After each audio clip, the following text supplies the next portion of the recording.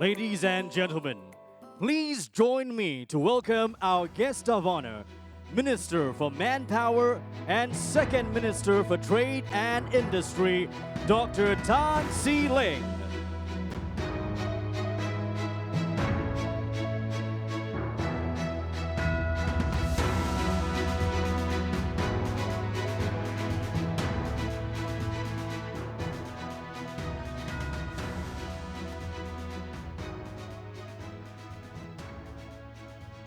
Ladies and gentlemen, please be seated.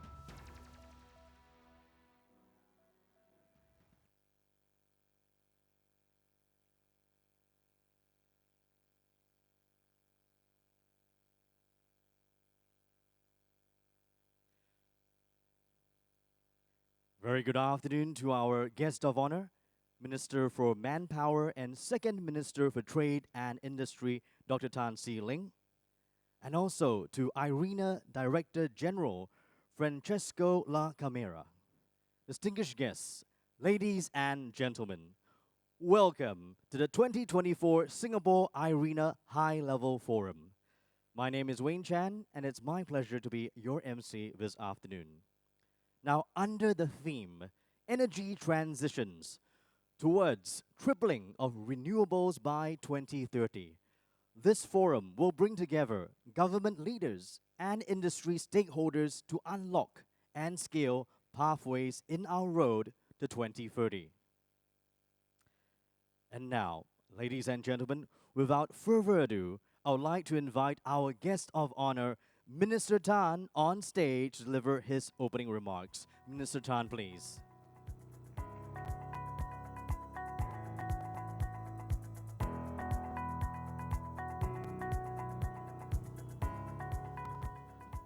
Honorable Ministers and Excellencies, Mr. Francesco La Camera, Director General of the International Renewable Energy Agency, ladies and gentlemen, a very warm welcome to the 4th Singapore International Renewable Energy Agency IRENA High-Level Forum. We are pleased to convene this forum once again in partnership with IRENA and the Sustainable Energy Association of Singapore, or SEAS. I would also like to thank DG La Camera and the IRENA for your steadfast support for the Singapore International Energy Week over the years. The world is making headway in advancing our COP28 key commitments to triple global renewable energy capacity and double the rate of energy efficiency improvements by 2030. According to IRENA's latest data, global renewable energy capacity grew by almost 500 gigawatts, or about 14% in 2023. Investments in renewable energy capacity reached a record high of $570 billion US dollars, with over 2 million jobs being created through the ongoing series of such projects. However, ladies and gentlemen, much more remains to be done.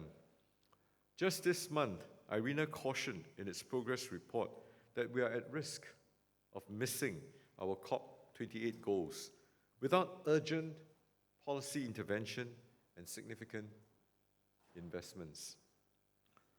Countries will all have to come together, will need to forge stronger partnerships to bridge the implementation gaps. Here in Southeast Asia, we feel the same urgency. We are blessed with renewable energy potential. The region can meet at least 2/3 of its energy demand with renewables by 2050. But much of this potential remains untapped. To harness it, we will need to achieve greater regional energy interconnectivity, with countries exporting renewable energy to places with high demand. Doing so will remove the uncertainties and will improve the bankability of renewable energy projects in the region and will enhance energy access across ASEAN. We have always quoted many of our colleagues that there can be no transition without transmission. So overland and subsea power cables in our region form the backbone of an interconnected ASEAN power grid. In fact, that was a recurring theme of my speeches today. Must sound like a tape recorder that's been played over and over again. But it is important, and we cannot emphasize it more. So without them, without all of these grids, the power cables being connected, our vision of cross-border electricity trading will remain a vision and out of reach.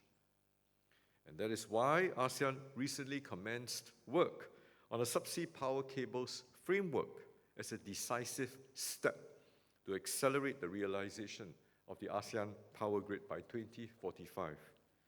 Singapore has been working with neighboring countries and like-minded partners to co-create an ecosystem for cross-border electricity trading. We've established working groups with Cambodia, Laos, and Vietnam on this issue.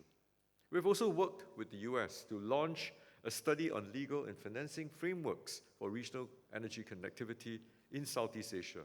And this will include the participation of regional countries and multilateral development institutions. With its thought leadership, expertise, and networks, IRENA plays a pivotal role in Southeast Asia's energy transition. Since the signing of the 2018 ASEAN-IRENA Memorandum of Understanding on Energy Cooperation, IRENA has been actively supporting the region's energy transition efforts.